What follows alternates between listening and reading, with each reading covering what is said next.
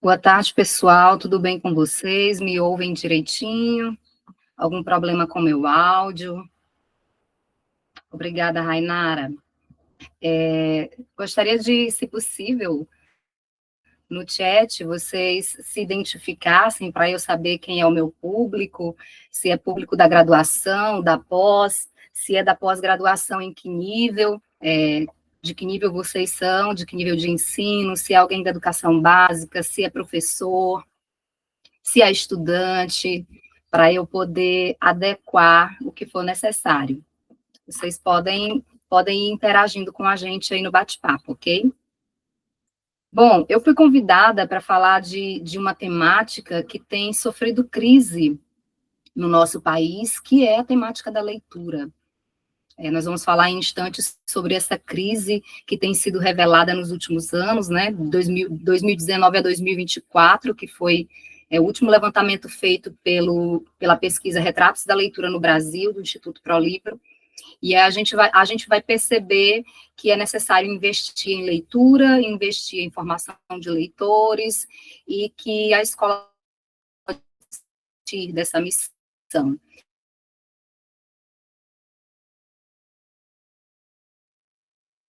Então, receber essa tarefa um tanto desafiadora, causa de chá literário, talvez alguns de vocês conheçam essa metodologia de ensino, talvez outros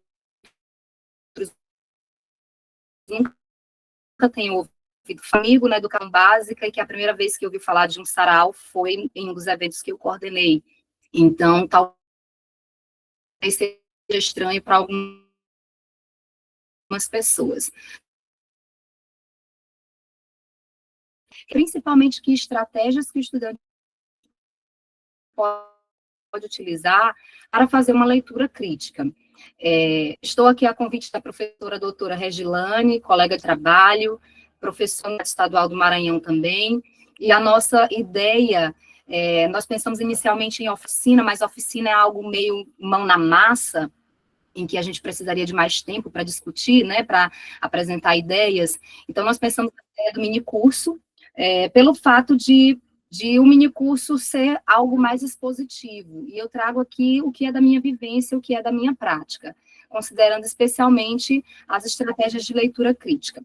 Eu começo me apresentando para vocês. Eu sou professora mestre em letras, eu sou cristã, mãe, esposa, graduada em letras, em pedagogia, em teologia, todas essas credenciais aí que a burocracia nos convida a apresentar para nós sabermos em que nível que nós estamos, né? Nós estamos conversando aqui de colega para colega, de professor para professor, de estudante para estudante, porque apesar do mestrado também sou estudante, estou me encaminhando aí para um doutorado.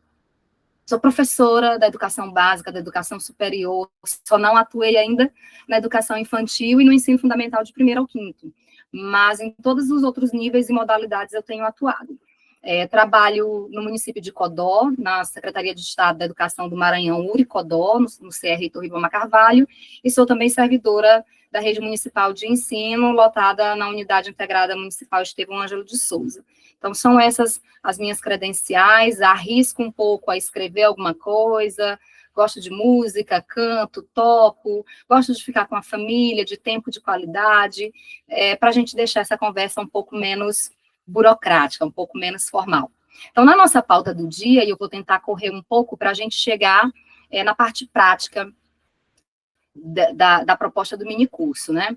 Quando a gente vem para cá, para a pauta do dia, nesse encontro a gente pretende explorar o papel essencial que os chás literários e que os saraus têm na promoção da leitura crítica e no desenvolvimento do leitor engajado, porque esse é o nosso objetivo, que não seja um leitor que só decodifica a mensagem, mas que interaja com esse texto, que faça reflexões, que faça avaliações, que critique, que duvide, que discorde, que levante hipóteses.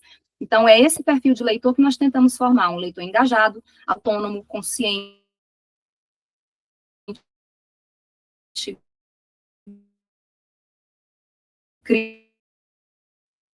crítico, e como referencial teórico para a perspectiva do letramento literário o Rio do Coçom,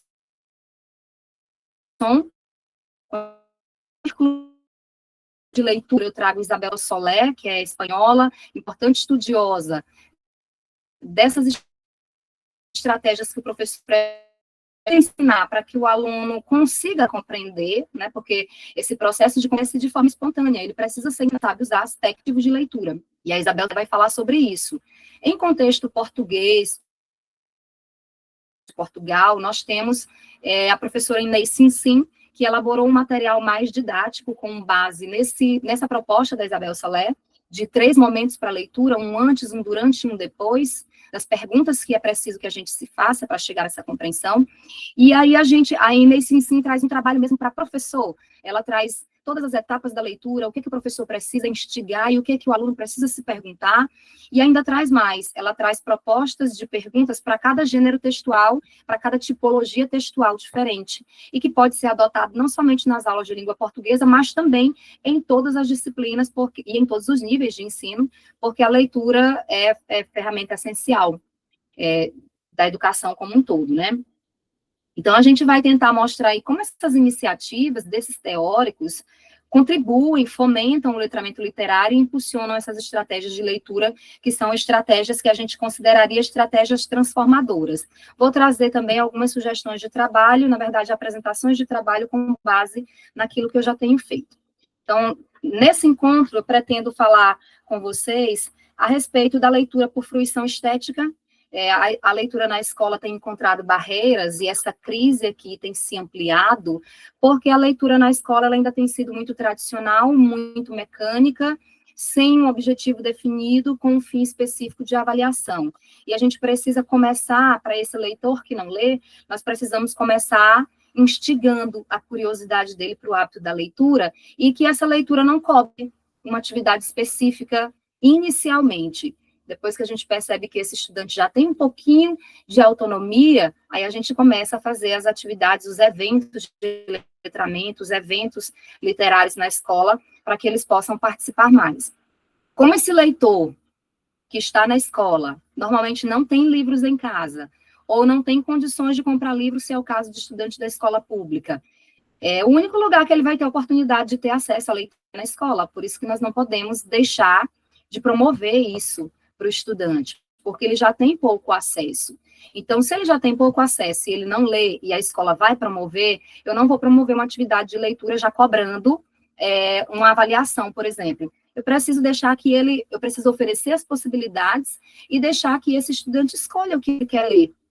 Porque talvez ele não goste de ler aquele determinado gênero textual, mas outro ele se identifica, a gente vai ver isso nos depoimentos que eu trago.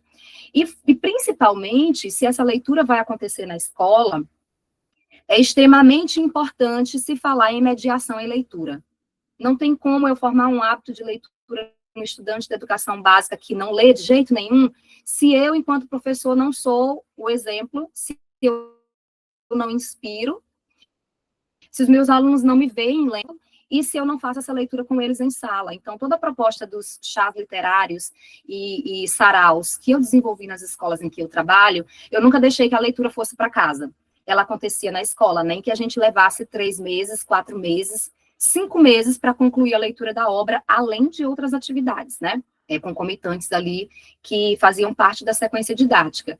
Então, eu não confiava, eu tinha uma certa desconfiança em dizer para o aluno que ele deveria ler o livro em casa, e ele pegar, trazer um resumo para mim da internet, e eu consigo identificar isso muito fácil. Eu só queria que essa leitura fosse em sala de aula, comigo, compartilhada, onde a gente pudesse fazer os momentos de pausa, trazer uma situação do cotidiano para colocar naquele contexto, e a gente pudesse discutir o que estava lendo, ainda que a gente levasse muito tempo. Então, essa proposta dos chás literários, ela surge como uma proposta de criação de espaços e estratégias de leitura na escola. Essa é a nossa missão. Enquanto professores que somos, independente de ser professor de língua portuguesa, todas as disciplinas precisam de leitura em todos os níveis, então é preciso que o professor esteja sensível para criar esses espaços, como um chá literário, como um sarau, ou eu preciso, talvez, fazer um evento grande como esse, em que se leva 6 meses para uma culminância. Eu posso fazer isso na leitura compartilhada em sala de aula e orientando o antes, o durante e o depois, conforme Isabel Soler. Esses eventos de formação do leitor crítico e do estudante autônomo são possibilitados quando a gente cria esses espaços na escola e quando a gente orienta sobre as estratégias de leitura. Como eu falei, é interdisciplinar, porque pode acontecer em todas as disciplinas, e são atividades, no caso dos saraus e chás literários, que despertam a estudante na consciência do evento, porque eles vão querer se caracterizar de personagens, eles vão demonstrar todo o seu lado artístico, ou criando a arte daquela camisa, criando a arte do convite, fazendo a arte dos slides, desenhando, produzindo, dançando. Ele vai botar toda a sua criação artística. Então, esse viés organizador. E a ideia nossa instrumentalizar uma dessas estratégias que vão permitir que esses compreendam novamente os textos escritos. Então, a partir daí, essa leitura, não se vê obrigado a ler para fazer uma atividade, ele vai ler porque ele quer, porque ele se identificou com aquele gênero, a gente entende que se essa atividade é realizada com prazer, sem pressão, sem necessidade de uma atividade posterior, a fruição estética vai possibilitar que esse estudante se aproprie do texto e que ele interaja na construção dos sentidos, dos significados que esse texto traz. Ao longo da apresentação, eu coloquei alguns QR Codes, vocês podem escanear para ter acesso à matéria, para ter acesso à pesquisa, e aqui essa pesquisa é do dia 24, foi publicada a notícia no dia 24 de novembro de 2024, então está bem recente. E o que a pesquisa mostrou? Uma crise da leitura no Brasil, um alerta para o futuro da sociedade democrática. A maioria dos brasileiros se declara não leitora. Então, 53% dos entrevistados não leram nenhuma parte de um livro nos 3 últimos meses anteriores à pesquisa. Significa aí uma perda de quase 7 milhões de leitores de 2019. É o pior índice da história. Então, isso revela a nossa necessidade de intervir nesse cenário. Ainda sobre a matéria, né? Eles mostram o quê? Que essa tendência do declínio da leitura que começou lá em 2015 e já atinge proporções críticas, ela tende a aumentar, porque de 2015 para cá foram mais de 11 milhões de leitores perdidos, né? 27% dos brasileiros apenas leram um livro nos 3 meses anteriores da pesquisa, e a média anual da leitura caiu para 4 livros por pessoa, que é o menor índice já registrado. Então, isso é preocupante, e o texto diz aqui, principalmente no ensino fundamental, que é onde essas habilidades de leitura são desenvolvidas, normalmente do 1º ao 5º, na educação infantil, mas quando chega ali do 6º ao 9º, essas práticas de leitura ficam restritas à disciplina de língua portuguesa. Então, isso vai interferir na formação de leitores a nível nacional. E quando foram perguntados, né, os entrevistados, sobre as motivações para a crise da leitura no Brasil, por que não leem, por que não estavam lendo, as motivações foram essas aí. Essa semana eu estive em uma livraria para comprar 2 livros para presentear uma aluna que estava aniversariando, e eu sei que ela gosta de livro, e presenteei de acordo com os gêneros que ela gosta, e eu fiquei assustada com o valor do livro. Um dos livros custava quase R$ 120. E aí eu comentava com o vendedor, é difícil ser leitor no Brasil, porque às vezes você quer, mas o preço do livro não contribui. Então, é um viés mais mercantilista, mais editorial, educativo. E isso já é uma barreira. Professora, mas se não tem dinheiro para comprar livro, a gente tem um recurso digital disponível. Falta em referências por exemplo, a pesquisa mostrou que a influência de leitura das que liam, né, que se declararam leitores, veio de mulheres, geralmente eram as mães ou as professoras, e esse hábito foi desenvolvido, dos que se declararam leitores. Outros que não se declararam leitores disseram que o problema é a ausência de bibliotecas. Quando se tem uma biblioteca pública na cidade, o acervo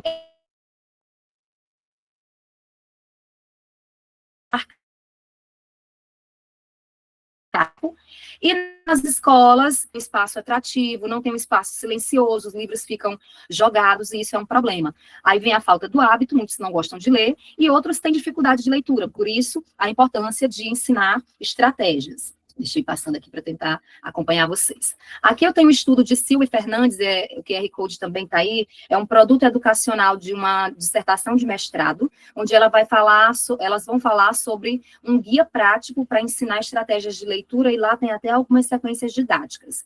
E ela diz assim, que para formar leitores, primeiramente é preciso que o professor goste de ler, o que nem sempre é realidade na vida de muitos profissionais. E aí os meus estudantes daqui que trazem depoimentos, eles vão dizer isso, né? Como o fato de eles me observarem leitora, e eu não sabia que eles me observavam, contribuiu para que eles também construíssem um ideal de leitor que eles queriam ser. Então, aqui a gente tem no próximo slide, como é que são as práticas atuais de leitura na escola? Claro que isso aqui não é absoluto, algumas escolas já tentam mudar isso, mas a maioria das vezes em que a leitura é cobrada do estudante é uma leitura desmotivadora, limitadora, mecânica, isso vai gerar resistência, não promove a criticidade do estudante e não ajuda a formar leitores proficientes. Então, a gente precisa primeiro despertar o gosto, o hábito, sem a necessidade de uma atividade posterior, para depois a gente começar a desenvolver algumas atividades com os estudantes, atividades de criticidade mesmo. E por que sarau? Bom, o sarau é um evento cultural e social de reunião de pessoas para expressões artísticas, ou para executar essas expressões, ou para apreciar essas expressões. Pode ser pintura, desenho, dança, teatro, música, poesia, exposição fotográfica, qualquer manifestação artística. O termo vem do latim seranus ou serum, que significa entardecer ou pôr do sol. Então, normalmente, há uma cultura desde o século XIX de que os saraus aconteçam no finalzinho da tarde, começo da noite.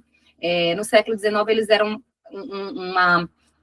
uma espécie de encontro da burguesia, da aristocracia da época, e depois, com a popularização da educação, com a popularização dessa proposta também, esses espaços chegaram a outros ambientes sociais, como as periferias, e nessas periferias, os saraus, as exposições de arte, são especialmente instrumentos de denúncia social e de resistência.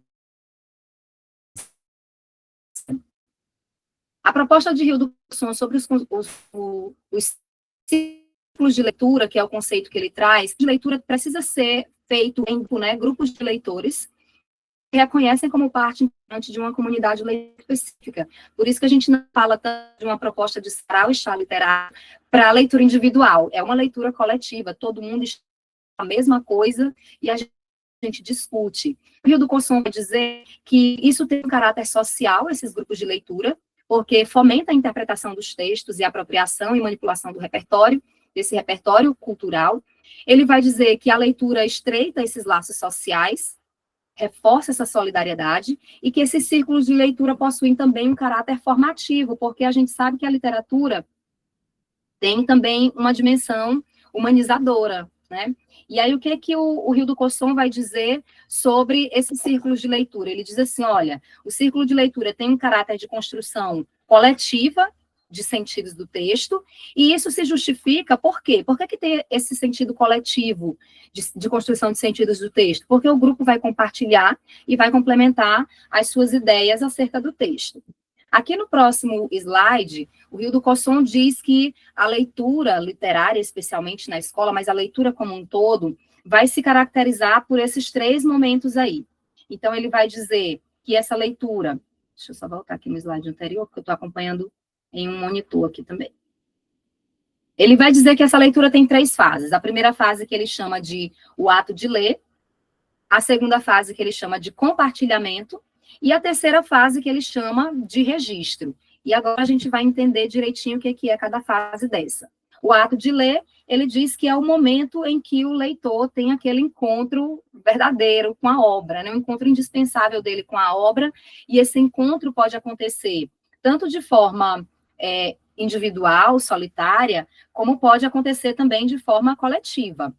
O que mais que ele vai dizer? Ele vai dizer sobre o compartilhamento, sobre essa etapa importante que é o compartilhamento, que ele tem 2 momentos. Um momento de compartilhamento em que o professor orienta e prepara os grupos para a discussão, então os estudantes vão fazer anotações das impressões sobre o texto lido, e há um momento da discussão propriamente dita, que é o momento do diálogo, da exposição das ideias, das rodas de conversa.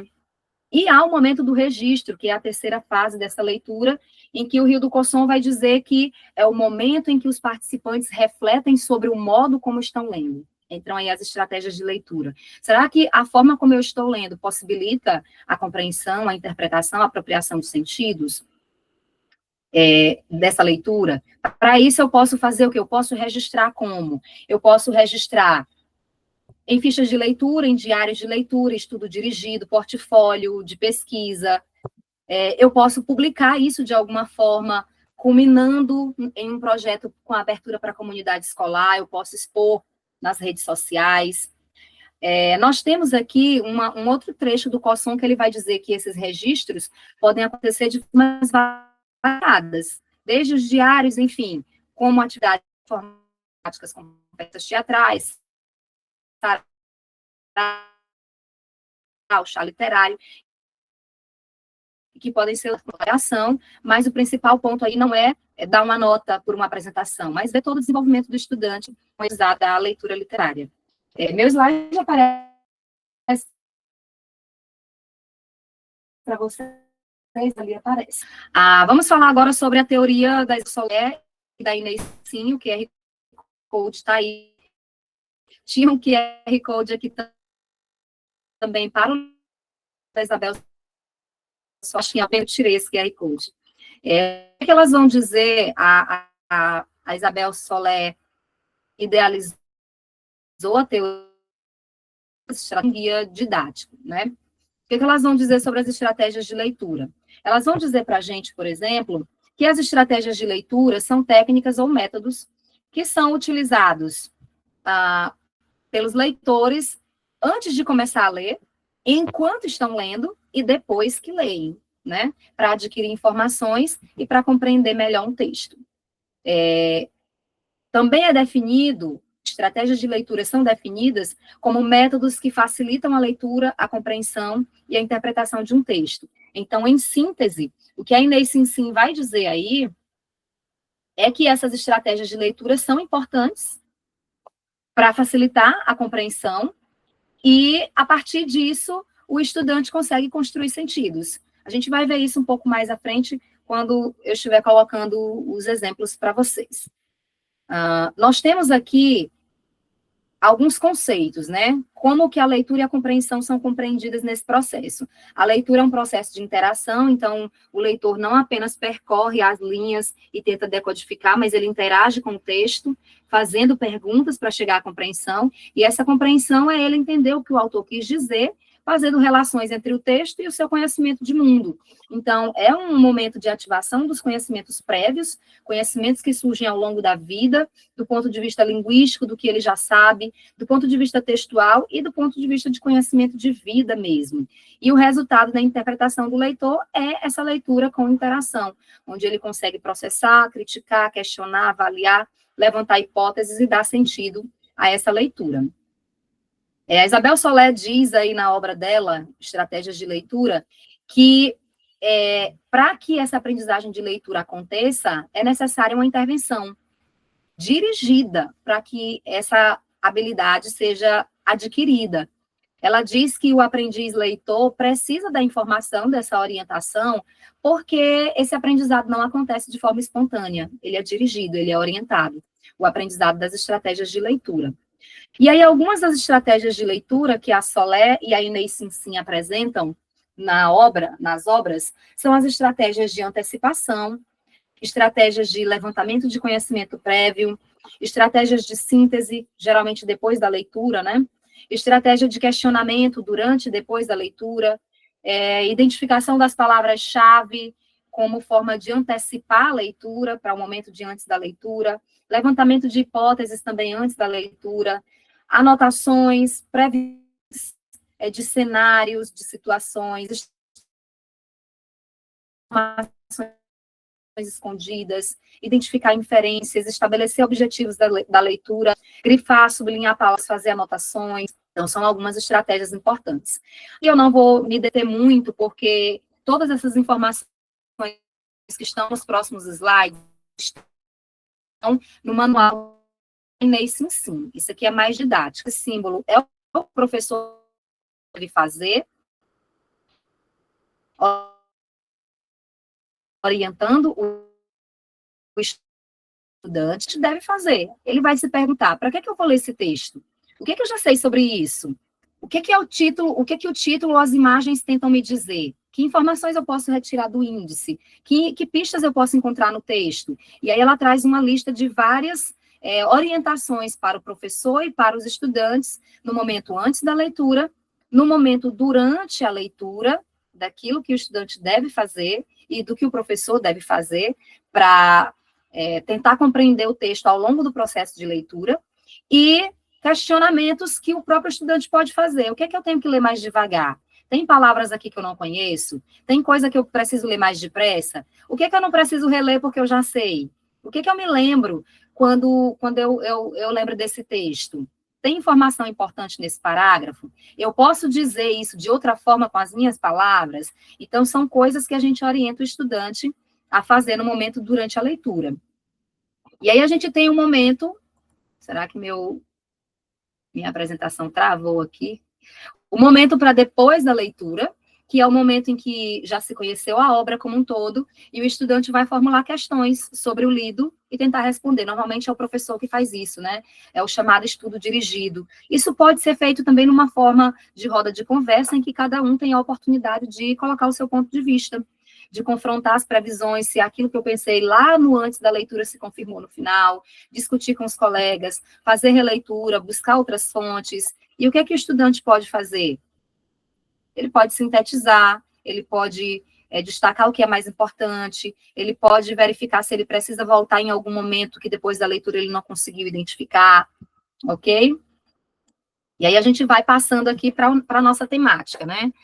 Por que a gente chama de chá literário, tá, professora? Você já definiu o sarau, a gente já entendeu. Mas e o chá literário seria o quê?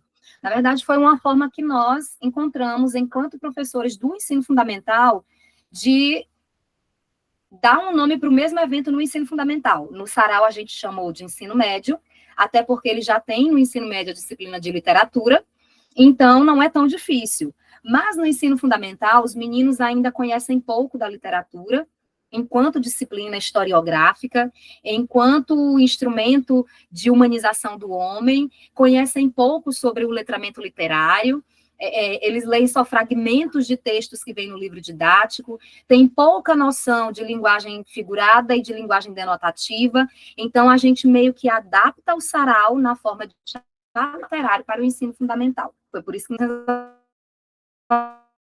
chamamos assim. Mas acontece da mesma forma, as apresentações, enfim. Qual a importância deles? Eles servem para o letramento literário, eles servem para desenvolver vindo, porque travou aqui para mim. Obrigada, Sabrina. Eles servem para democratizar o acesso à literatura, eles possibilitam trocas de conhecimento, eles promovem o hábito da leitura. Obrigada, Alisson. A Alisson é meu acadêmico da graduação em letras, aqui em Codó. Vi também que o Vitor David, outro acadêmico da graduação, está aqui conosco. Obrigada pela presença. A toda a comunidade acadêmica da UEMA, nos seus mais diversos polos e de outras instituições, obrigada pela presença de vocês. Esses saraus promovem o hábito da leitura. Se o estudante não tem o hábito fora de casa, pelo menos na escola ele vai ter essa oportunidade, e permitem desenvolver a criticidade. Aqui eu trago meio que na forma de uma florzinha todos os benefícios que a leitura literária traz. Estimula a imaginação, oralidade, leitura, interpretação, criação, memorização, fluidez da escrita, da fala também, né? Então a gente vai ver um pouco disso no depoimento dos meninos aqui. Então, saraus e chás literários, eles devem e podem ser feitos com discussões mediadas. Então, como eu falei, eu não gosto de deixar essa leitura para o aluno fazer em casa, porque eu sei que ele não vai fazer. Se ele não tem o hábito da leitura e eu passar essa leitura para ele fazer em casa, ele não vai fazer.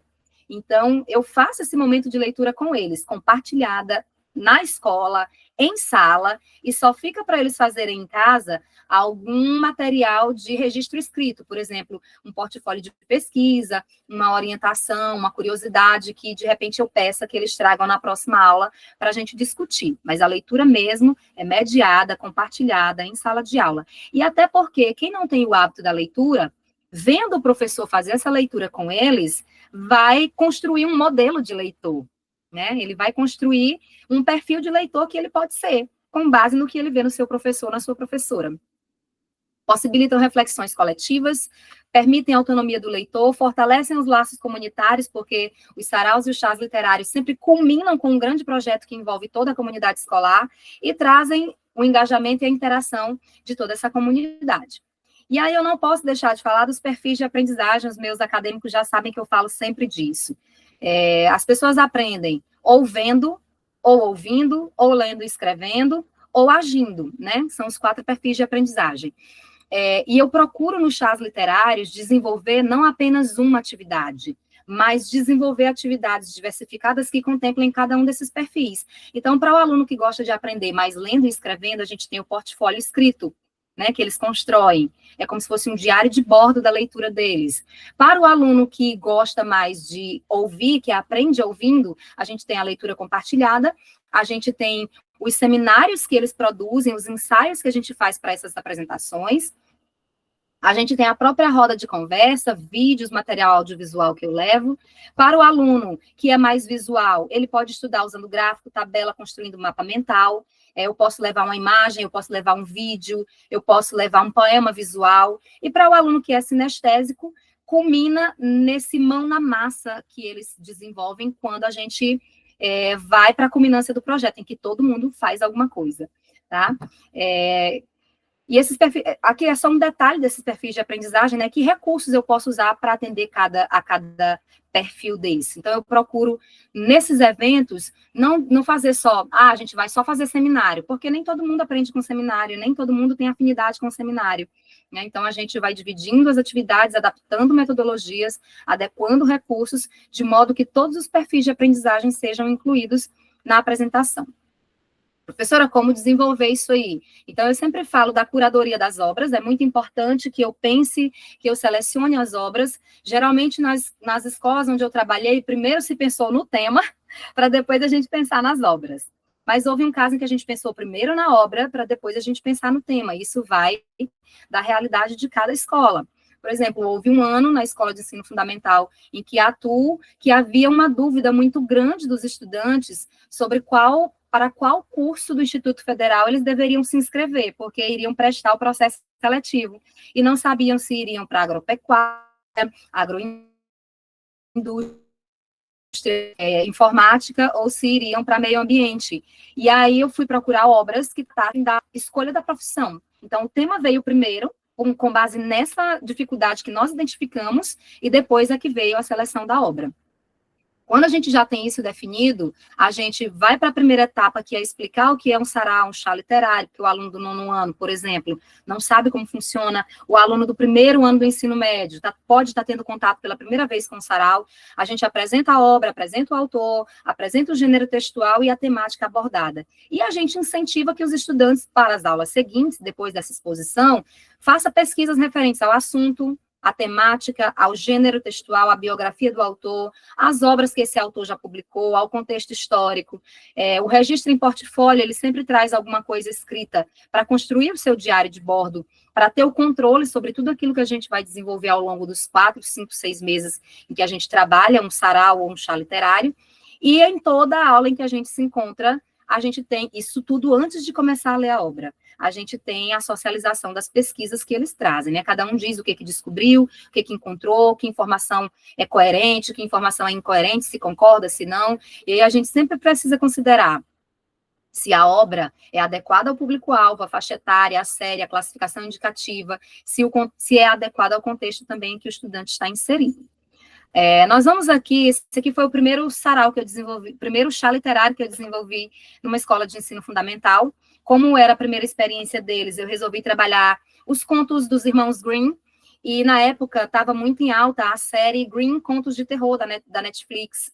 Então, apresentei a proposta para eles, apresentei a sinopse da série, selecionamos alguns contos dos irmãos Grimm que havia no livro e que também eram episódios da série para a gente fazer a comparação. A gente fez a leitura desses contos, a gente fez pesquisas de artigos em nível superior, em nível também de publicações, independente de ser superior ou não, sobre a análise psicológica dos contos, mostrando o lado oculto desses contos de fada, né? Porque a gente sabe que os irmãos Grimm, eles meio que mascararam a ideia ali para adequar esses contos de tio, e muito do oculto, sombrio, macabro foi retirado. E a série vai mostrar isso, né? Então, a gente fez essa pesquisa, a gente socializou as descobertas e houve um preparo para a culminância. Isso aqui foi a arte do nosso convite, nós mesmos elaboramos, né? O título do chá literário foi o 7º chá literário, Vale a Pena Ler de Novo, e aí a gente fez o trocadilho com Vale a Pena Ver de Novo, né? Porque o nosso eixo era literatura e cinema. Então, por isso que nós trabalhamos na perspectiva de obras que viraram filmes ou séries. Então, essa foi a nossa ideia, e a gente fez o convite nesse formato meio que de ingresso de cinema, né? Nós tivemos, E aí eu levei para eles a sinopse, né, o que estava no trailer. Nós conhecemos as histórias, mas existe uma coisa que eles não nos contaram. Não são contos de fada. As histórias são reais. O que eles escreveram aconteceu de verdade. Nós, os Green, temos a habilidade de ver o que ninguém mais consegue. Quando eles perdem o controle, não podem se esconder e nós vemos quem eles realmente são. E aí falar desse lado sombrio que todo ser humano tem em momentos de tensão emocional, né? Não necessariamente monstros. E aí o resumo dizia assim: o que aconteceria se você descobrisse que aquelas histórias que seus pais contavam antes de dormir não são contos de fadas, mas sim avisos? E aí ele vai contar o resumo e eu destaquei trechos em vermelho, né? Esse detetive, que é o Nick Burkhardt, ele é um detetive investigativo, policial, ele vê algumas situações estranhas, alguns crimes muito macabros, e ele começa a perceber, ele tem o dom de ver o sobrenatural, e ele vê coisas estranhas quando ele olha para as pessoas quando elas estão submetidas a momentos de pressão emocional. Então, ele enxerga as pessoas como os monstros que elas realmente são. E aí ele diz que isso é um dom que ele tem e que a missão dele é salvar a humanidade desses perigos inimagináveis, como eram os irmãos Grimm, que fazem parte dessa descendência, né, de salvadores da humanidade, que estavam, na verdade, escrevendo uma espécie de alerta social. Então, a gente trabalhou essa perspectiva. Eles disseram depois: professora, a senhora acabou com a minha infância, porque eu nunca tinha visto o Chapeuzinho Vermelho dessa forma, eu nunca tinha visto canibalismo em Chapeuzinho Vermelho, eu nunca tinha visto mutilação, possibilidade de estupro de vulnerável, de assédio sexual em Branca de Neve. Eu nunca tinha visto adoção sendo tratada em Rapunzel, porque ali a madrasta não é necessariamente uma bruxa, né? Mas ela é a mãe adotiva que não faz o feitiço, ela não é uma bruxa que faz um feitiço, ela é aquela que super protege a filha e não quer deixar essa filha ter vínculo com o mundo exterior. Então, eles perceberam esse outro lado. A gente identificou, por exemplo, na temática de João e Maria, que eram crianças abandonadas, porque o contexto da Idade Média, de muita fome, os pais preferiam abandonar as crianças porque eles podiam ter outros filhos, né? As crianças poderiam ser substituídas. Essa coisa de valorizar a criança já é mais dessa nossa era. E lá na série Green Contos de Terror, João e Maria são duas crianças moradoras de rua que passam fome. E o menino adoece, precisa de tratamento hospitalar e ele é sequestrado por alguém que se passa de grupo hospitalar. E, na verdade, ele é levado para um local de tráfico de órgãos. Então, já aborda uma outra temática social. E a gente conseguiu identificar essas temáticas no texto, né? Deixa eu tentar compartilhar aqui com vocês. Deixa eu ver se eu vou conseguir, porque agora eu quero colocar outra coisa aqui. A gente já está encaminhando para o final, tá? Aqui, no caso, eu vou começar por esse. Deixa eu ver se vocês ouvem. Se vai dar certo.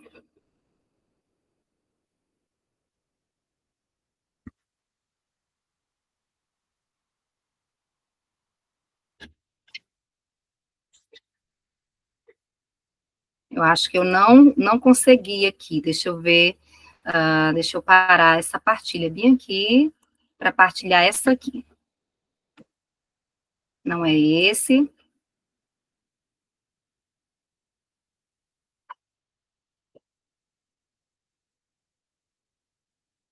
O áudio não está saindo. Deixa eu verificar aqui o que está acontecendo, tá? Deixa eu parar a partilha. Deixa eu ver se é isso. É isso.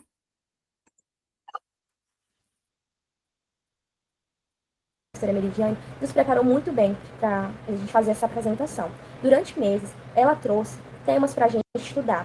A gente falou sobre os irmãos Grimm, os contos dos irmãos Grimm, que são conhecidos esses como Eram uma Vez, Felizes para Sempre, mas ela trouxe uma nova visão. Ela trouxe vários tipos de versões de uma mesma história e isso ia instigando a nossa curiosidade e a nossa vontade de ler e aprender cada vez mais. Durante as aulas, a gente fazia leitura em grupo e isso ajudava a ficar mais claro ainda o assunto. Ela trazia slides, histórias, trazia curiosidades e também mandava a gente fazer pesquisas e trazer para quando a gente estivesse na sala de aula, a gente tivesse mais informação.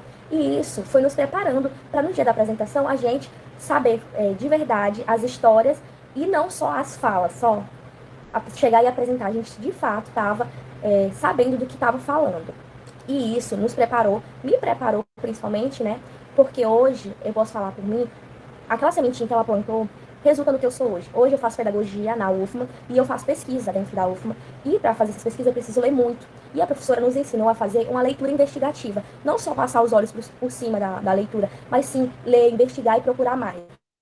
Agradeço muito, professora, por esse projeto, por plantar essa sementinha em nós. Olá, eu sou a Kelly. Esse é o depoimento da Kelly literário. Deixa eu voltar aqui para minha tela, que eu tenho outra coisa para compartilhar. Voltar aqui para a apresentação. E foi no chá literário que ela desenvolveu isso, né? O conhecimento, o gosto pela leitura, que foi para ela tão importante. Aqui eu volto para a nossa apresentação. E esse foi dos Greens Contos de Terra, né? Em um outro ano específico, nós trabalhamos Nordeste na poesia de Braulio Bessa. Então, a gente seguiu o mesmo procedimento de estratégia. Deixa eu ver se aparece para vocês, está aparecendo. Eu comecei explicando para eles essa diferença entre gênero, o que é o gênero poema. Usei para isso 2 versões de música, né? O Que Tiro Foi Esse, da Jojo Todinho, Jojo Marontini, e a mesma música na versão poética do Gabriel Pensador, em que ele critica várias pessoas que morrem por balas perdidas nas comunidades periféricas do Rio de Janeiro. Então, eles puderam perceber que o mesmo texto, apesar de ter a estrutura de rima, estrutura de versos e de estrofes, poderia estar estruturado em poema, mas não havia poesia, né? O do Gabriel Pensador havia poesia, mas o da Jojo Todinho não havia.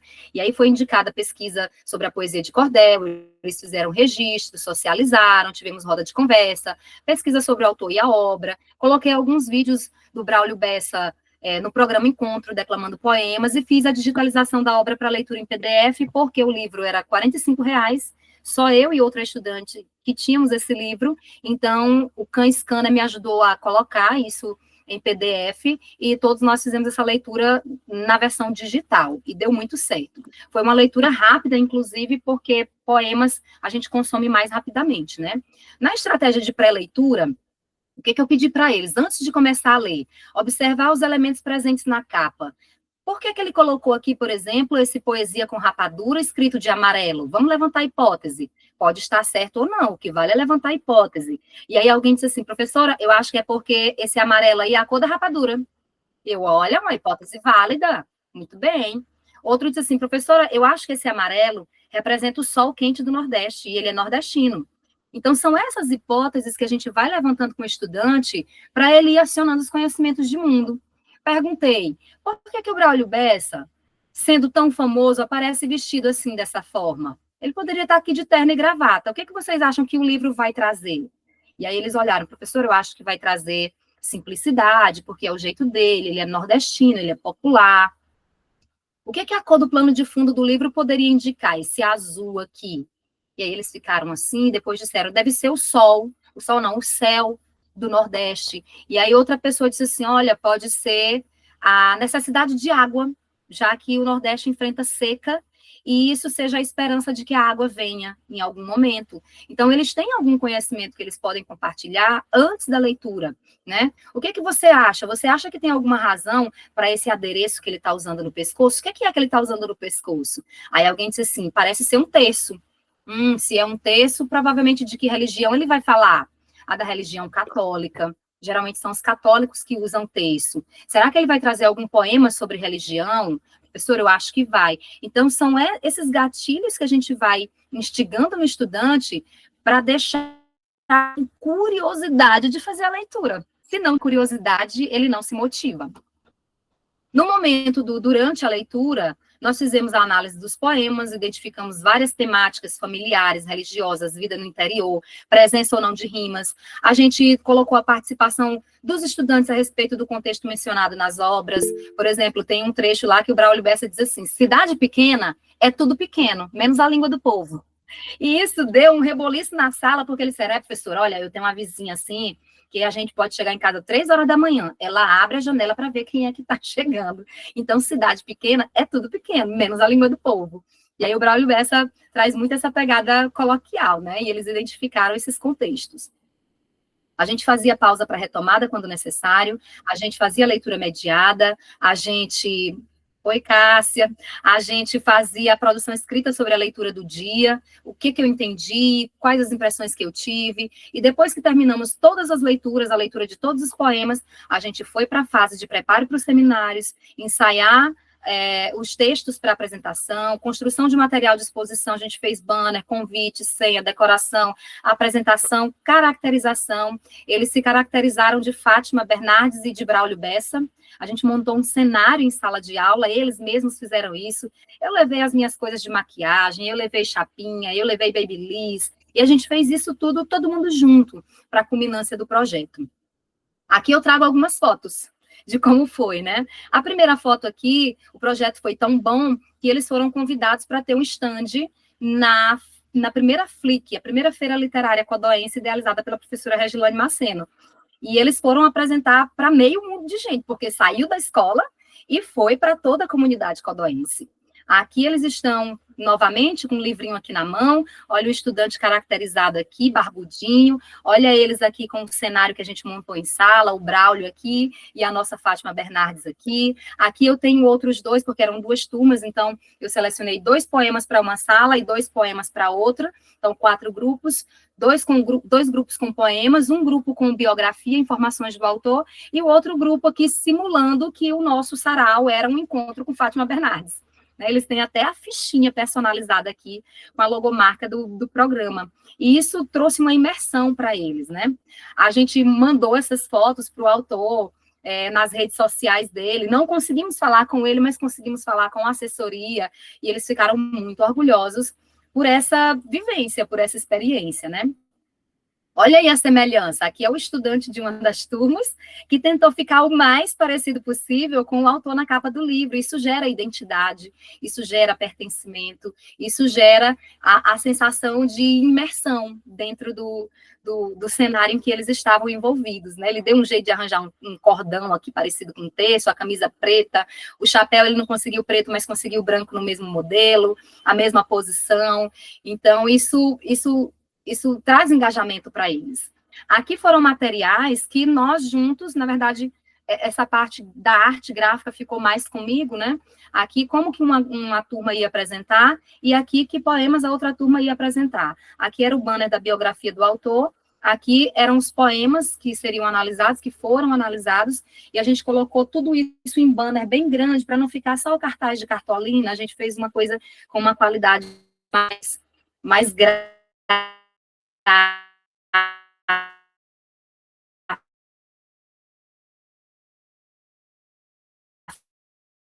né? Eu fiz cada componente dizia uma estrofe, cada membro do grupo dizia uma estrofe. Mas, enquanto uns preferiram declamar o poema na forma de jogar, outro ficando o que o autor queria dizer, o que ele quis dizer, o que nós entendemos disso aqui. Na próxima imagem, na próxima tela, aqui a gente tem um outro chá literário. Esse aqui foi o que eu falei da escolha da profissão. Travou aqui para mim de novo. Voltou. Da escolha da profissão, né? Quando eu comprei o livro, eles estavam na dúvida sobre que cursos iriam cursar no IFMA, e aí a gente pensou, vamos falar de orientação vocacional, escolha da profissão, porque o curso técnico vai possibilitar isso.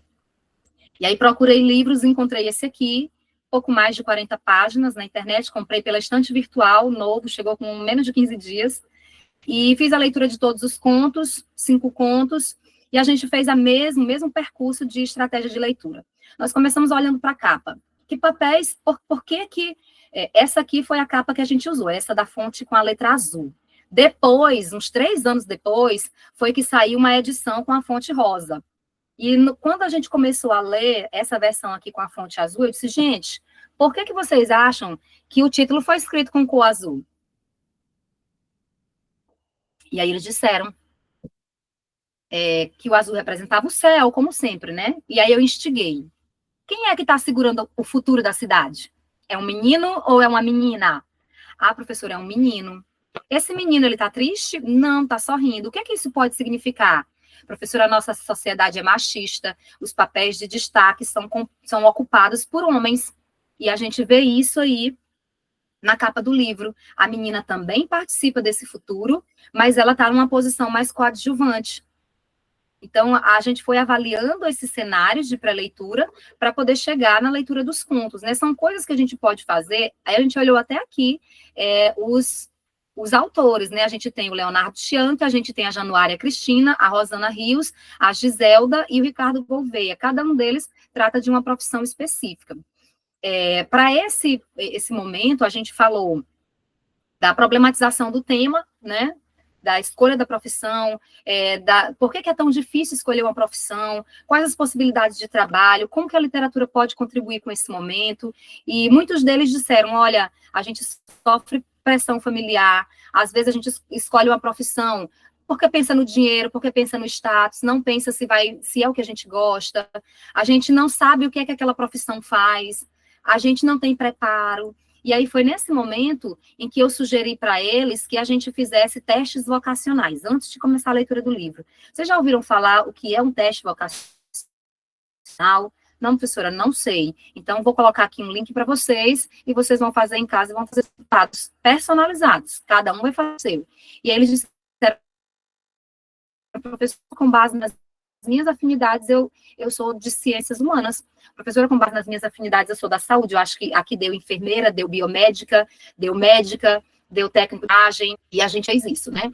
O livro em si tratava, são esses 5 contos, e cada conto desse era relacionado a uma área do conhecimento, a uma profissão.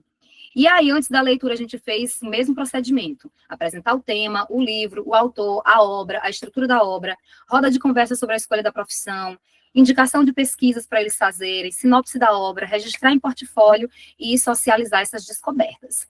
Antes da leitura, a gente também já dividiu as temáticas para os seminários. O grupo 1 ia falar da importância da vida escolar para a formação profissional e dos testes vocacionais. O grupo 2 ia falar do levantamento de profissões antigas e profissões que não existem mais, como, por exemplo, a profissão de datilógrafo, né? O 3 iria falar da crise econômica e política no Brasil. Aí a gente precisou de uma ajudinha do professor de geografia para tratar dessas temáticas, então foi interdisciplinar. Lá no do Braulio Bessa, a gente precisou da ajudinha da professora de arte. E o grupo 4 aqui falaria de emprego e trabalho, a questão do mercado formal e informal, do empreendedorismo e de como o desemprego é uma das causas de informalidade. Tudo isso para a gente fazer antes da leitura. E aí a gente veio para o momento durante a leitura, teve uma leitura compartilhada, mediada, do mesmo jeito, leitura integral da obra, priorizando sempre obras que não sejam muito longas, para a gente ler ali em cerca de 2 meses, no máximo, para ter tempo de fazer as outras atividades de pesquisa, de seminário, de construção de material, para a culminância do evento. E aí, depois da divisão dos grupos, cada grupo fez o estudo do seu conto. Então, eu não peguei, são 5 contos, cada grupo vai ficar com um conto e vai ler só o seu. Não, todo mundo leu tudo na sala. Depois que todo mundo sabia de tudo, aí a gente dividiu para que cada grupo ficasse com um para apresentar, porque já conhecia todos os outros. Aqui eu tenho agora, vou parar a partilha para trazer mais um vídeo. Não vou me alongar tanto, porque prometo que já estou me encaminhando, tá? Eu tenho aqui, deixa eu ver se é esse. De um estudante desse trabalho específico. Não é esse, não. Boa noite. Não é esse aqui. Deixa eu parar a partilha. Deixa eu ver se é o outro. Professora, Oi. há uma participante que eu acho que ela quer fazer alguma pergunta para a senhora, Regis Silva. Está com a mãozinha levantada aqui. À vontade, Regi. Pois não? Ou pois sim? Pode pegar o microfone. Estou Não é na esse. tela sem querer, desculpa. Ok. Deixa eu tentar achar aqui para colocar esses depoimentos para vocês, porque no final das contas são mais importantes aqui na história. Esse aqui é do Pedro, esse aqui é o Sarau, esse aqui, tá faltando o do Jonathan. Deixa eu abrir aqui, só um instante. Jonathan. Então, é esse aqui.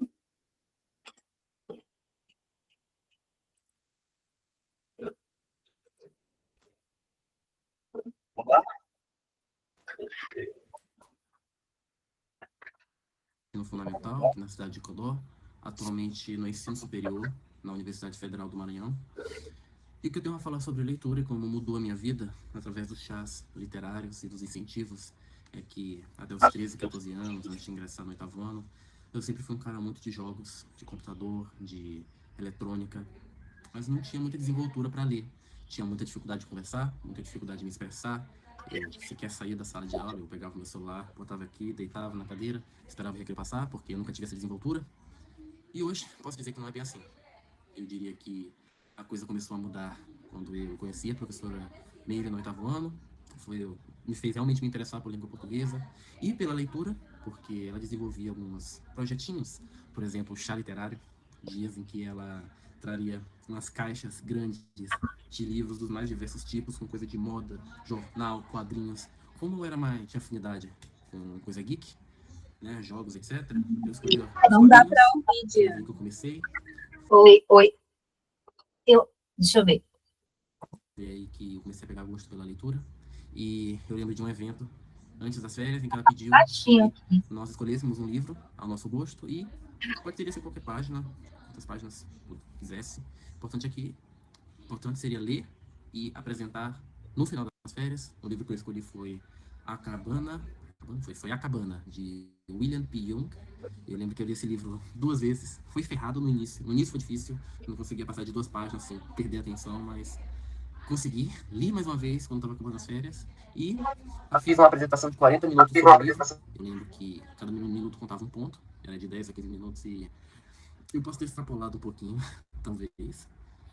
Também recebi 2 livros de presente da professora Meire, antes de nos despedirmos no 9º ano. Um era Anjos e Demônios, de Dan Brown, e o outro é A Arte da Guerra de Sun Tzu, que eu já tinha, mas era emprestado. Se não me engano, foi emprestado dela. E, caramba, como eu posso dizer? Foi emotivo, foi emocionante. É um livro com 3 línguas diferentes. Naquela época eu já estava estudando inglês, então me ajudou bastante. E agora eu estou aprofundando no espanhol, eu me tornar um poliglota, porque é isso. Até sempre que eu tô falando muito rápido, porque as coisas aconteceram muito rápido. Eu nunca tive esse contato antes dos chás literários, antes desses incentivos. Eu não costumava pegar livros para estudar em casa. Eu sempre deixava para fazer isso na escola, ao mesmo tempo que o professor estava falando, ou algo do tipo. Desinteresse total, não gostava. Um ano antes de finalizar, eu me via com uma colega minha, chamada Viviane, na cadeira, sentada na frente comigo, e eu auxiliando ela nas leituras, nas atividades, especialmente em história, geografia, língua portuguesa. Me fez pegar muito gosto. Eu lembro que o meu recorde foi 30 segundos de uma prova de língua portuguesa aplicada pela professora Meire, que eu terminei tão rápido que até eu me impressionei, porque eu era muito lento para leitura, eu era muito lento para fazer qualquer coisa, muito lento para raciocinar, muito lento para visualizar as coisas na minha cabeça, especialmente. Então eu sempre me achava muito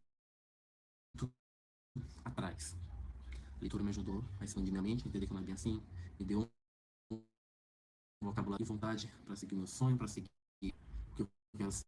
É por isso que hoje eu curso História e Ciências Humanas na Universidade Federal, que eu fui para o Instituto Federal também, que foi incrível, porque eu me vi em uma mesa, eu me vi em uma caldo meet com 20, 30 professores conversando sobre o estatuto e o fórum que ia definir as próximas diretrizes a serem seguidas pelos próximos anos no Instituto Federal. Foi uma conquista e uma realização gigante. Eu me vi com amigos, porque eu tinha muito poucos, a maioria eram virtuais, porque como eu disse, eu não sabia desenvolver uma amizade, uma lábia. E hoje, só tenho a agradecer, muito obrigado pelo incentivo, muito obrigado por ter essa paciência. O aluno tem que ser muito paciente também, tem que querer, acima de tudo, fazer porque gosta, ou porque precisa, né? Porque a necessidade está sempre aí. É isso. Pretendo finalizar o curso de Humanas e ser professor, trazer essa experiência para os meus alunos, tal qual alguém trouxe para mim, incentivar alguém a ser melhor através da leitura e não ceder aos seus medos, não ter medo de avançar. Pretendo fazer segunda licenciatura em letras, porque eu estou fluente em inglês. Eu até ajudei como tradutor para um grupo de americanos que veio aqui em uma cruzada algumas semanas atrás. Estou me sentindo muito orgulhoso. E em breve, fluente no espanhol também, para me tornar um poliglota e poder honrar quem me honrou, né? É isso. Muito obrigado pela atenção. Desejo a todos um bom dia, uma boa tarde ou uma boa noite. Opa! Nesse material, o que o Jonathan fala aí é o tipo de estudante Deixa eu parar aqui a transmissão. Ele fala que ele era o típico estudante. Na verdade, quando eu conheci o Jonathan, ele era do celular, né? Ele passava a noite acordado, jogando no celular, e quando ia para a escola pela manhã, ele dormia a aula inteira. Essa é a verdade. E aí eu comecei a fazer isso que ele falou aí, de levar os livros para a escola, né? Ele relata que há um antes e um depois dele, desse encontro com o texto literário que foi possibilitado em sala de aula, porque ele dormia realmente nas aulas, e eu comecei a levar esses livros para a escola sem compromisso, e cada um foi pegando o gênero que queria ler, e ele, por gostar de jogos, de eletrônica, de celular, escolheu ler quadrinhos, e aí depois ele foi se tornando um leitor crítico, fluente, e o motivo de eu tê-lo presenteado com Dan Brown, Anjos e Demônios, é porque ele estava lendo o Código da Vinci. E aí você fica se perguntando como é que uma pessoa que não era de livro, que não era de falar, que era completamente antissocial, se transforma assim de uma hora para outra e fala tão bem, e está hoje cursando História. Presenteei esse estudante também com A Arte da Guerra, foi o primeiro livro que ele leu, foi emprestado meu, e o segundo, como ele estava já gostando do inglês, eu comprei uma versão trilingüe da Arte da Guerra para ele. Então, além do português, que era a língua oficial, na verdade era poliglota, né?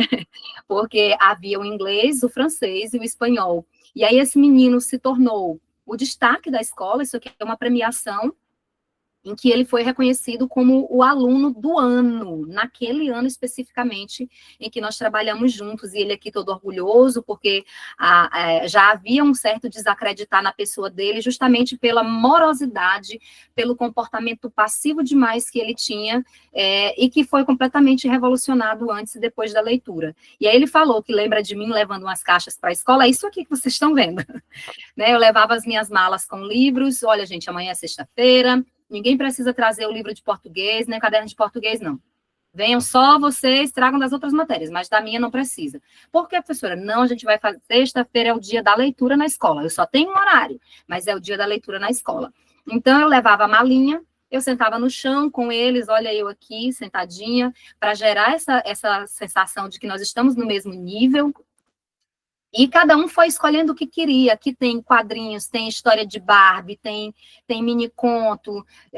Eu tenho muito material para meninas, né? Porque muitos desses livros eu havia comprado para as minhas filhas. Elas têm as bibliotecas pessoais aqui, cada uma da sua. Mas aí eu vi que faltava livro para meninos. E participei da Flick aqui também com a professora Regilane, falando sobre a questão dos quadrinhos. E eu ganhei de um colega, na verdade eu sempre peço doação de livros, ganhei de um colega 50 exemplares de quadrinhos da Marvel e da DC, até quadrinhos do The Walking Dead, que é a saga do momento agora, né? Tinha lá para os meninos lerem. E eu tinha também várias obras em vários formatos. Por exemplo, eu tinha o Pequeno Príncipe em cordel, eu tinha o Pequeno Príncipe em quadrinhos, eu tinha o Pequeno Príncipe na versão tradicional, e eu tinha o Pequeno Príncipe e o resumo do filme. O filme adaptado para livro. Não o livro para filme, mas o filme que foi lançado, a história sendo contada para livro. Então, eu posso oferecer a mesma obra em diferentes formatos, de repente o estudante se identifica com um deles. Foi fácil? Não. Por quê? No dia que eu cheguei na escola pela primeira vez com a minha mala, essa minha sala aqui fica de frente para a sala dos professores. Uma colega fez um comentário infeliz, e ela disse assim, olha ali, ó, Marajá. O professor, quando não quer dar aula, fica inventando essas besteiras aí, desse jeito. Acredita? E aí eu fiquei chateada com aquilo ali, mas não deixei de fazer. Nós passamos fazendo esse trabalho o ano inteiro. Nem todo mundo aqui se tornou leitor, isso é verdade. Mas aqueles que realmente precisavam só de um incentivo, conseguiram. Né? Como a Kevin falou, a sementinha foi plantada. Aqui eu tenho, só para a gente encerrar, tenho a experiência do Pedro Rian, é esse aqui. Pedro Rian hoje é acadêmico da UEMA aí, viu, pessoal, de Caxias, é acadêmico da UEMA Campus Caxias, do curso de enfermagem. E ele vai falar um pouco sobre a experiência dele com Tarau no ensino médio.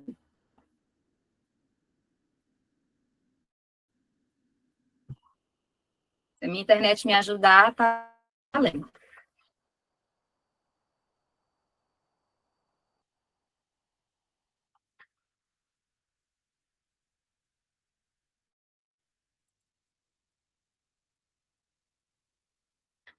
Olá, pessoal. Eu me chamo Pedro Rian. Eu sou acadêmico de enfermagem da Universidade Estadual do Maranhão. E hoje eu estou aqui na qualidade de ex-aluno de ensino médio da professora Meridiane, para falar como que eram as abordagens literárias dela no ensino médio, na escola Lúcia Boiman. No primeiro ano do ensino médio, a turma ainda era muito imatura nessa questão de leitura, de obras literárias. Então a professora tratou de introduzir essas obras nesse primeiro ano, né? Leituras como de Dom Casmurro, de Gil Vicente, de Machado de Assis. E já no segundo ano, a Meire, ela coordenou um sarau grandioso da escola Lúcia Boiman, que foi realizado lá na Fazenda Show. E o sarau destacou grandes literários brasileiros, dentre eles Ferreira Goulart, que foi o autor trabalhado pela minha turma com uma peça de teatro em cima do poema Não Há Vagas. Além do teatro, a música, a poesia e a análise completa das obras também fizeram parte da metodologia empregada nesse evento. Então, cada professor ficava responsável e trabalhava da forma que fosse atribuir a ele, seja música, forma que o sarau permite essa criatividade por parte de quem está executando, né? Então, o sarau, ele é importante para que a gente consiga aprender sobre as obras literárias de uma maneira diferente daquele modelo tradicional de sentar numa cadeira e ouvir o professor falando sobre determinada obra. Quando eu estava no terceiro ano, eu utilizei uma das obras trabalhadas no sarau do ano anterior, de 2018, e eu consegui atingir a nota máxima na redação de um simulado que o Estado promovia na escola, acredito que ainda promova, né? E eu utilizei uma das obras literárias trabalhadas no sarau, que foi o poema O Bicho, de Manuel Bandeira, e aí eu consegui obter a nota máxima na redação. Então, é muito importante essa forma de trabalhar a literatura. E eu lembro também que quando nós éramos convidados para o sarau de outras escolas, a professora Meridiane, ela vinha com uma lista de todas as obras trabalhadas no sarau das outras instituições de ensino, o tema, e aí a gente passava a semana que antecedia o evento debatendo as obras, que a interpretação é algo muito subjetivo. Então, se eu interpreto alguma coisa e fico à mercê só da minha interpretação, né, eu sou o senhor daquilo que eu penso sobre a minha interpretação, né? Então, conversar com outras pessoas sobre uma mesma obra abre margem para que as pessoas cheguem num consenso melhor, num entendimento melhor do que aquela obra quer dizer. E era isso que a gente fazia antes de ir para o sarau de outras instituições. E aí a gente chegava lá munido de um entendimento coletivo, né, de várias interpretações que nos ajudava a ter as melhores colocações, a realmente saber o que a gente estava falando. Portanto, o sarau, essa capacidade de melhoria de teatro, música, poesia, então essa troca entre texto e contexto, a interdisciplinaridade, essa exploração do subcontexto e a transformação do aluno em protagonista nesses projetos são eixos que deixam esse tipo de abordagem educacional cada vez mais assertiva. Com certeza, essas metodologias que fogem do tradicional e que colocam o aluno como protagonista na construção do aprendizado, elas melhoraram o meu senso crítico, a minha escrita e, consequentemente, a minha aprovação no vestibular, né? Então, eu agradeço a professora Meridiane por ter colaborado com a minha formação. Ela foi essencial para que eu tivesse um senso crítico aguçado na hora de fazer o vestibular, na hora de fazer as redações. Então, muito obrigado a todos e estou à disposição. Um abraço. O Pedro Rian é hoje acadêmico da instituição aí de você. Linguagem, variação e preconceito linguístico em posts do Instagram. Implicações sociais e pedagógicas. Aparece a partilha aqui, gente. Outra gravação, porque está no meu canal do YouTube, depois eu posso disponibilizar o link, tá? Para encerrar esse momento aqui com vocês, eu sei que eu já estou me alongando um pouquinho, eu tenho o depoimento do Paulo, que é de pouco menos de 1 minuto, uma reportagem aqui desse evento que o Pedro falou que a gente fez lá na nossa escola em 2018, né, que foi esse sarau que nós coordenamos. Aqui são algumas fotografias, o Pedro também foi aluno premiado, justamente por conta dessa desenvoltura dele com o texto literário. Aqui nós fizemos o convite do nosso evento, aqui era a gente indo para saraus de outras escolas que aconteciam aqui na nossa cidade. Esse sarau que nós coordenamos, né, essa arte que aparece aqui, do Ferreira Goulart, do Gonçalves Dias e de outros autores, numa locomotiva, foi feita por uma estudante da 2ª série, então a gente deu a oportunidade de explorar todos os talentos dos estudantes para que fosse algo significativo. Esse convite foi para as escolas, o caderno de obra foi para as escolas, né, para que elas também viessem com todo o preparo para discutir as obras que a gente colocou, que a gente elencou. E aí o tema foi esse, né? Andei no cenário nacional, viajei por todo o Brasil e cheguei no Maranhão. E aí a gente se propôs a falar da literatura maranhense. Eu também gosto muito de presentear com livros, como o Jonathan falou, né? Isso faz muita diferença para a formação de um leitor. O Paulo, no depoimento dele, ele vai dizer isso, né? Essa foi uma estudante, essa semana que aniversariou, e eu sei que ela estava querendo 2 livros muito importantes, e eu presenteei com livros. Esse aqui foi um colega da Escola Adventista que me deu, porque esse livro, O Poder da Esperança, ele trata da questão da gestão da emoção, e eu atendo muitos alunos com alguns problemas de gestão da emoção, e às vezes eu empresto o livro, eu posso fazer essa leitura com eles em sala. Aqui foi outra estudante, esse trabalho aqui foi artesanal, nós fizemos aqui em casa esse suporte de livros para ela, né, com o nome dela, porque é uma leitora assídua. Aqui eu tenho outra estudante que estava enfrentando um problema, e aí eu trouxe um livro para ela chamado Tudo Bem Não Estar Bem, do ponto de vista de uma psicóloga. E aqui, esses outros mais centrais, são livros que eu comprei. Alguns eram da minha biblioteca, sim, alguns eu já tinha, mas a grande maioria eu comprei mesmo para presentear esse estudante. Vale lembrar que esses depoimentos que eu trouxe para vocês são todos de estudantes de escola pública, né?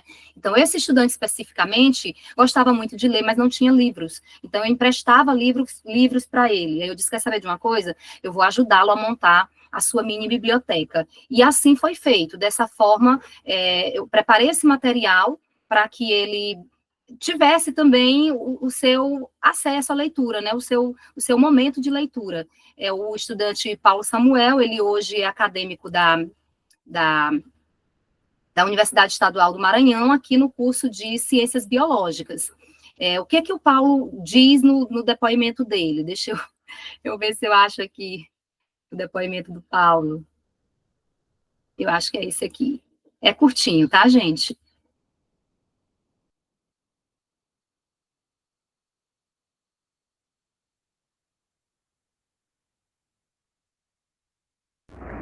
Boa noite, eu me chamo Paulo Samuel, sou ex-aluno da professora Meridiane e quero falar algumas poucas palavras sobre a importância da leitura na minha trajetória acadêmica. Eu vou aproveitar para ler a partir de algumas notas, né, que eu fiz aqui.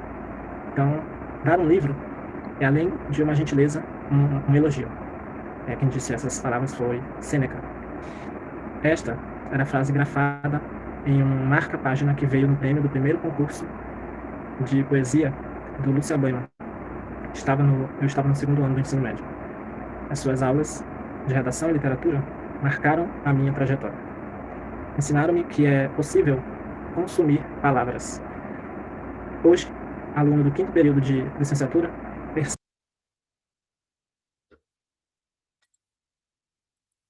percebo que as palavras podem se materializar no exemplo. Ser professor é, antes de tudo, dar exemplo e orientar os estudantes no caminho. Então, dessa forma, obrigado pelo exemplo, professora, e obrigado pelos livros. Agradeço cada um e agradeço também por me ajudar a, como a senhora falou, formar a minha mini biblioteca. Então, boa noite. Boa noite, eu me chamo Paulo Samuel, sou ex-aluno da professora Meridiane.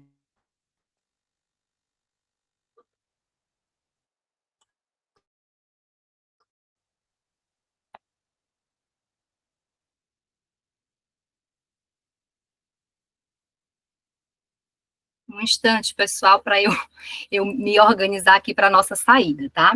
Sabrina, vai me desculpando aí, viu? Tudo bem, professora, sem problemas. Só um instante.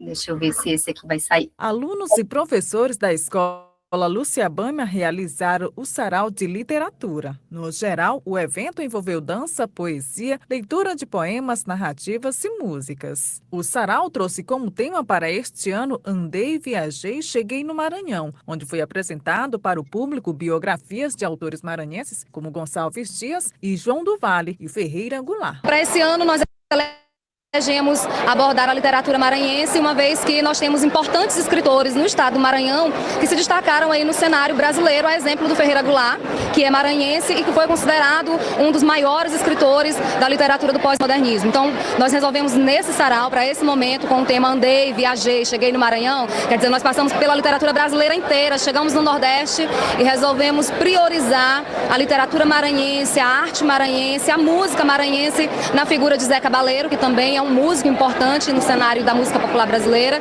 e João do Vale, que é de Pedreiras, nossa região também aqui no Maranhão, tudo muito próximo. Então nós resolvemos homenagear o Maranhão, adotando essa temática para o nosso sarau. Escrito em 1963, o poema Não Há Vagas é considerado um dos mais intrigantes poemas já escrito por Ferreira Goulart, devendo sua autocrítica de cunho social vividos nos dias de hoje. Nós estamos falando da literatura maranhense, especificamente o poema de Ferreira Goulart, que fala do Não Há Vagas, que é uma maneira de criticar o governo, que mesmo sendo uma poesia antiga, ainda retrata os dias de hoje. Para esse estudante de ciências contábeis, o sarau é muito importante para enriquecer os conhecimentos. Estou achando muito importante, que é uma oportunidade dos alunos estar mostrando sobre a nossa literatura brasileira e estar aprendendo um pouco mais, né? Que é muito importante, como tem vários autores, como Gonçalves Dias, que o próprio mostra a Canção do Exílio, está descobrindo a sua biografia. Esta professora de língua portuguesa falou da importância que o evento tem para o público escolar. Esse é o momento que a gente tem de externalizar o nosso conhecimento, né? Mostrar que o que nós fazemos em sala de aula tem um valor e que ele não fica só nas quatro paredes da escola. Aqui o aluno tem a oportunidade de apresentar tudo o que ele descobriu nas obras que ele leu para os seus colegas de outras escolas. A gente socializa com outras escolas, compartilha esse conhecimento. Acho que o mais importante disso tudo é o compartilhamento do conhecimento, né? Ele sair das paredes da escola e chegar às pessoas.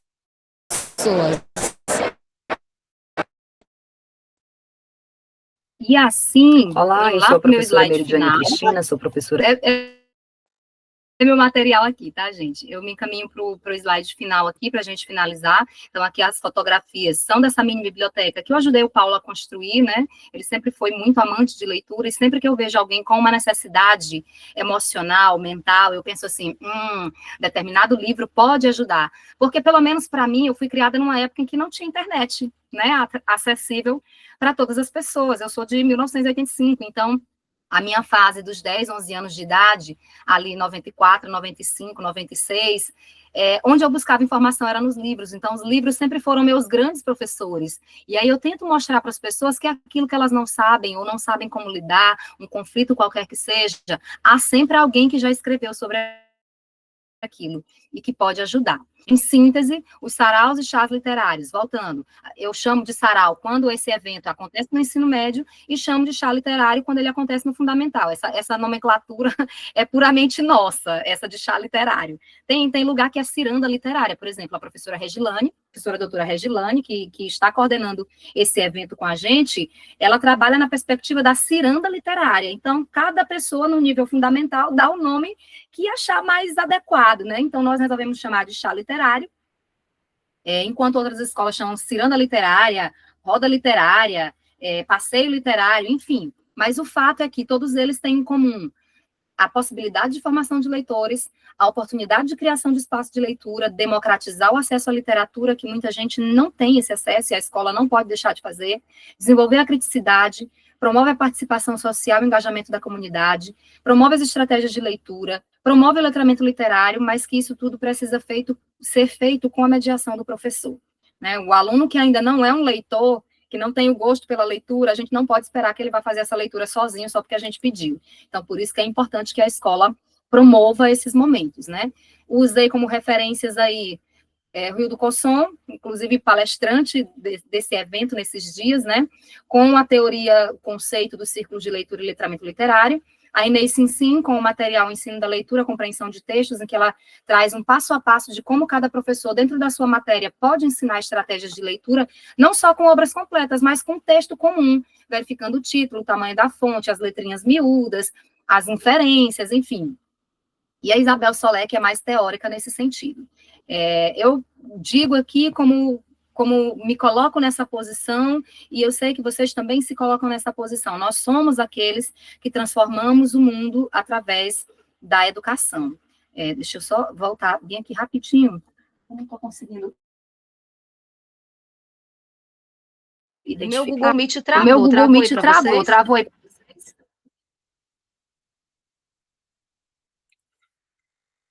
Um pouco, mas voltou ao normal. Ah, que bom.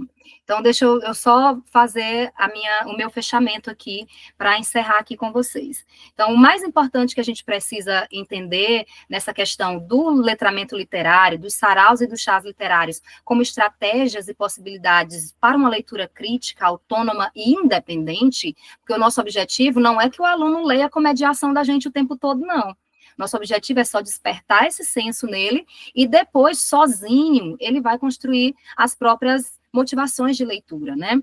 Então, mais do que a gente simplesmente jogar o livro, a obra, o texto com atividade para o aluno fazer, é primeiro a gente ser esse exemplo de leitura, a gente facilitar esses encontros, esses espaços de leitura, e que em algum momento o nosso objetivo final, né, em algum momento, esse aluno vai se tornar um autor, um leitor crítico, um leitor consciente, um leitor engajado e fluente. Vocês viram aí a desenvoltura de todos os meus ex-alunos, né, que se expressam muito bem, estão todos em universidades públicas, foram alunos de escola pública, e eles dizem com muita clareza que a literatura teve um papel fundamental e tem ainda na construção da vida acadêmica deles. As referências de que eu falei ainda há pouco, termino dizendo que nós somos aqueles que transformamos o mundo através da educação. Como eu disse, é um trabalho solitário.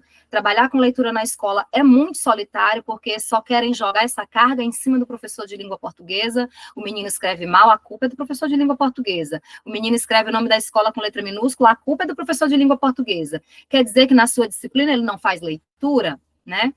Se alguém tiver aqui, depois repassa o recado. Na mesma escola, eu trabalhei com um professor chamado professor Ismael, de ciências. E o professor Ismael fazia algo brilhante. Em todas as avaliações dele, ele pedia que o estudante escrevesse uma produção de texto simplesmente para melhorar a escrita do estudante.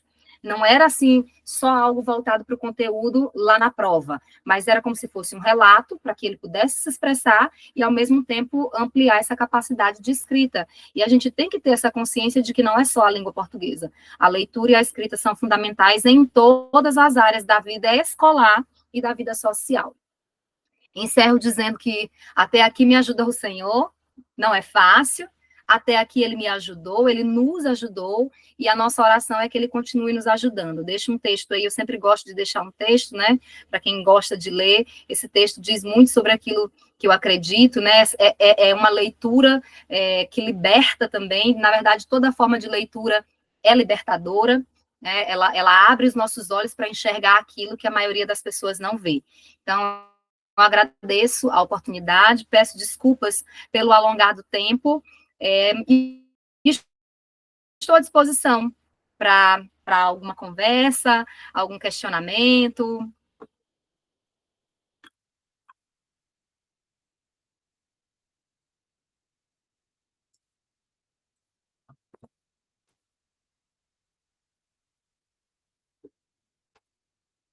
Agora eu vou perguntar.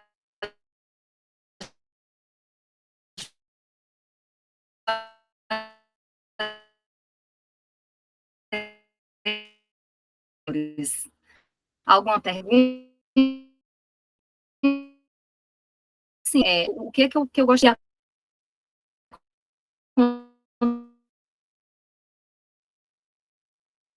acontece você não vai à escola. Pode ser que a sua realidade seja semelhante à que eu enfrentei. Então, não é uma receita pronta e acabada. A gente vai vendo as necessidades e vai procurando estratégias que possam resolver, minimizar aquele problema. Luane, muito obrigada. Deixa eu colocar aqui no bate-papo, geralmente nos slides, mas eu tive pouco tempo para colocar isso. Vou deixar aqui no bate-papo o meu número de WhatsApp, tá bom? Para compartilhar os materiais, especialmente os materiais de leitura, e os canais das minhas redes sociais. Então, meu Instagram é esse aqui, M_Cris, o M é a sonoridade de M de Meridiane. É o mesmo do canal do YouTube, alguns vídeos também com algumas práticas minhas estão lá, então vocês me acham com facilidade aí, e o meu e-mail é esse aqui, meridiane@gmail.com, não tem BR, gente, eu estou transitando aqui em outros espaços. gmail.com. Então, eu agradeço imensamente a oportunidade, a paciência de terem ficado até aqui. Gostei muito do comentário da Luane, eu que agradeço, disse que migrou de outro minicurso para este e não se arrependeu. Obrigada por compartilhar experiências tão lindas, professora Meire. A intenção é inspirar mesmo, a intenção, como a minha aluna Kevin disse, é plantar a sementinha, é de alguma forma contagiar para que outras pessoas sejam multiplicadores disso. Qualquer um de nós pode despertar alguém para a leitura. Não precisa ser um professor de língua portuguesa. Mais alguém? A Cássia, minha colega de trabalho. Eu tive os meus alunos aqui também. As saudações de um tutor da UEMANET para outra. Joildo, sim, Joildo é colega de trabalho também na tutoria da UEMA. Que bom tê-lo aqui. A todos os que compareceram, os que estiveram aqui conosco, graduandos, pós-graduandos, professores, estudantes, que estiveram aqui para aprender um pouco mais. O objetivo foi fazer esse momento de conversa, de socialização, não é ensinar, é só compartilhar uma prática que pode ser útil e que você, na sua realidade, pode adaptar da forma como você quiser. Sabrina é a nossa mediadora. Estou aqui. Você é a nossa mediadora, é isso? Isso, a monitora aqui. E então, e agora? Para quem não assinou ainda a frequência, já botei a frequência, então assine antes da chamada acabar, viu, pessoal? Gera um certificado. É a frequência que vai dar isso, que vai gerar o certificado. Independente de o estudante ter feito a inscrição? Acredito que sim. Geralmente, às vezes, funciona assim. Alguns porque monitores... a gente saiu... São geralmente, alguns monitores acabam participando também dos minicursos, então... E outras pessoas também que entram. Aí, quem está participando, gera o certificado. E a gente foi compartilhando, por exemplo, eu compartilhei com a minha turma de letras, compartilhei no grupo da tutoria da UEMA, a gente vai compartilhando e essas pessoas não fizeram a inscrição, né? Então, se vocês puderem sim disponibilizar para os estudantes, por exemplo, os nossos estudantes de letras, né? Os meus estudantes de letras que estavam aqui, já conta para a gente como atividade complementar. Muito obrigada, pessoal. Agradeço a parceria, a paciência, a participação e me coloco à disposição caso alguém queira entrar em contato, queira falar algo que não se sentiu à vontade para falar aqui. Reitero os meus contatos, reforço colocando aqui no bate-papo mais uma vez e desejo a todos um excelente evento, porque ainda tem outros momentos, né? E uma excelente tarde, noite e próximos dias de apresentação. Sabrina, eu acho que era isso. Isso, nós que agradecemos, professora, a sua participação e essa aula maravilhosa. Obrigada. Tchau, tchau, gente. Boa tarde. Tchau. Boa tarde.